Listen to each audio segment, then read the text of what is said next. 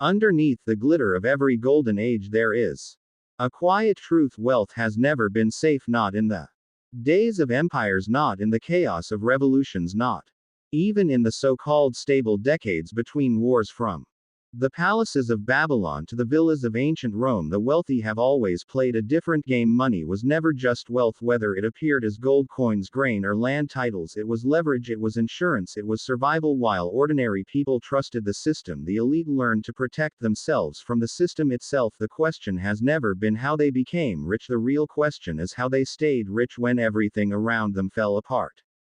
To understand this, we must return to the earliest examples of concentrated wealth. When people said someone was rich, they did not mean a large pile of coins, they meant the ability to control resources others could not touch.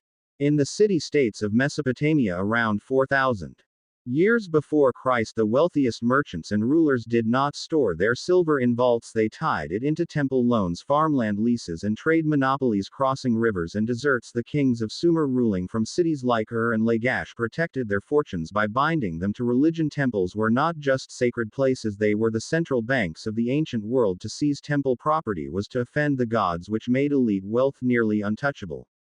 Egyptian pharaohs and their nobles used similar methods.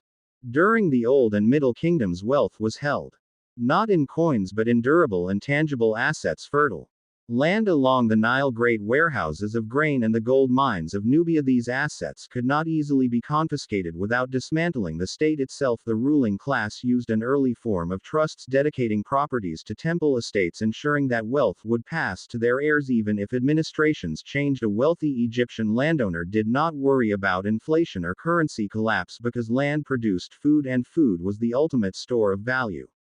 In classical Greece during the 5th century before Christ, a new approach emerged: diversification through mobility. Greek merchants in Athens, Corinth, and the Aegean Islands made fortunes through maritime trade, and they understood that a coup or invasion could erase wealth stored at home, so they kept deposits in multiple city-states, invested in cargo fleets, and built relationships with bankers from Egypt to the Black Sea. This was an early version of offshore banking, not through secret accounts but through physical dispersal of assets. If Athens fell, a clever merchant could sail to Rhodes and begin again. Rome expanded this principle even further. The Roman elite, senators, generals, and the powerful equestrian class understood the dangers of political turnover.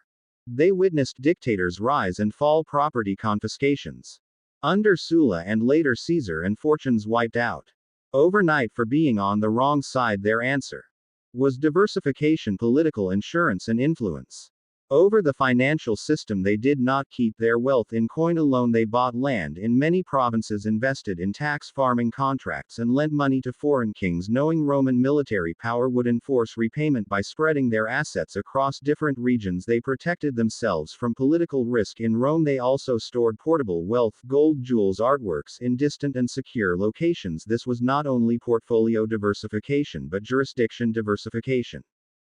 During the decline of the Western Roman Empire in the 4th and 5th centuries, a clear pattern appeared. As state power collapsed, elite families shifted wealth from public to private and often hidden assets. Instead of lending to the imperial treasury, they invested in fortified estates, private armies, and direct trade networks with barbarian tribes. When Rome fell in the year 476, the imperial treasury was empty, yet the wealthiest families still controlled land, food production, and manpower. The state was gone, but their wealth survived because they had protected it for centuries. The medieval era introduced new tools. Between the 11th and 15th centuries, Europe's richest merchants and nobles used the church as both a bank and a legal shield. Kings seized property from rivals when they needed money for wars, but assets donated to the church in exchange for spiritual benefits were protected. Wealthy families placed land and goods in monasteries, effectively keeping them safe. The banking families of Florence, such as the Medici, built on this system using bills of exchange, an early form of paper credit allowing money to move across borders without carrying gold. A Medici banker could lose everything in one city yet remain wealthy in another because his fortune existed as ledger entries far away.